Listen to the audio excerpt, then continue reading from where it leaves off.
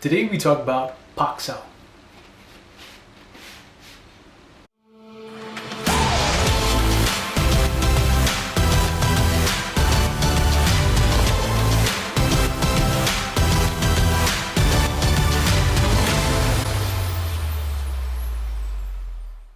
Hey, welcome to Practice Wing Chun, where we discuss Wing Chun and answering training related questions.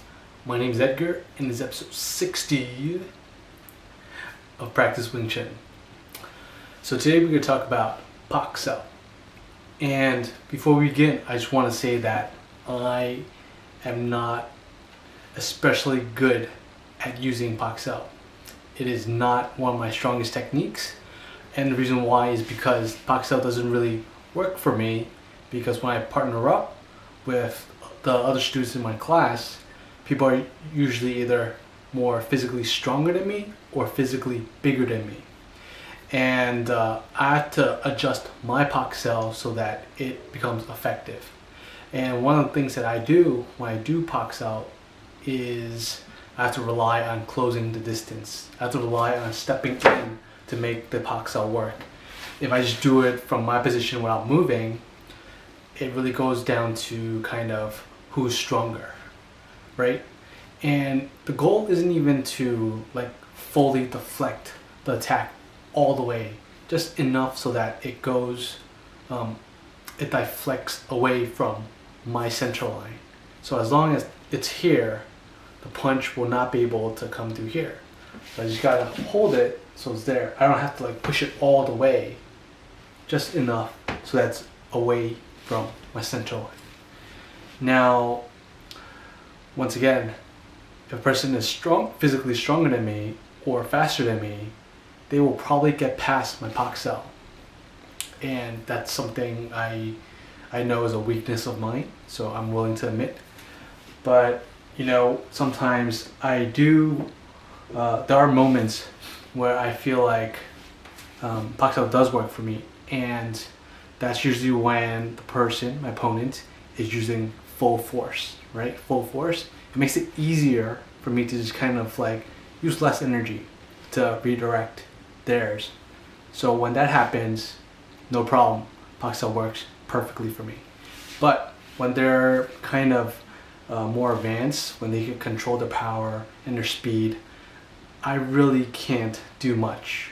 Like, I keep my hands in front of them, I do a Pak, but they're not committing enough energy for me to really redirect it, because they could just pull back and redirect it back at me by using their own strikes to kind of bait me out into committing into a Pak Sau.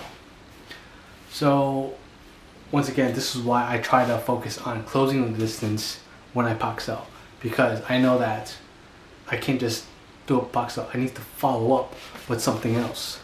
And in my previous episodes, I mentioned that my favorite technique is Lap Sau, and that's because I'm more comfortable with grabbing. I feel like it's more of a guarantee that I have some control over my opponent. But that's a whole different thing. The idea is, you know, I Pak Sau, but I will always try to follow up with a Lap Sau or something else that is not just Pak Sau. I always have to follow up. That's something that's super important. Now, using the dummy, I just want to quickly demonstrate how I use Pak Sau and close the distance.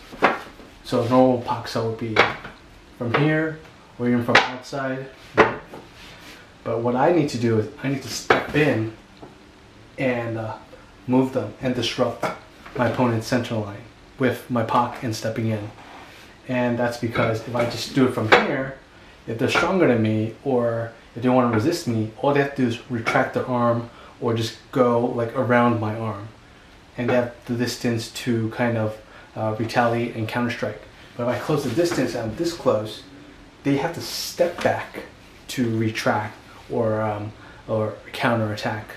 And when they step back, it gives me an opening to follow up with another strike. And it's all about whoever controls the momentum, and I always have to be slightly ahead of my opponent when it comes to that. Anyway, that's just how I do Pak Sau, and that's because of my physical attributes against my fellow fellow classmates' attributes.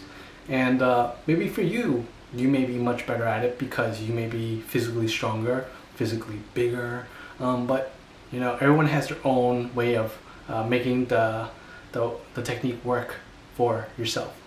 As I mentioned, you know, you don't adapt your body to Wing Chun. You adapt the Wing Chun to yourself.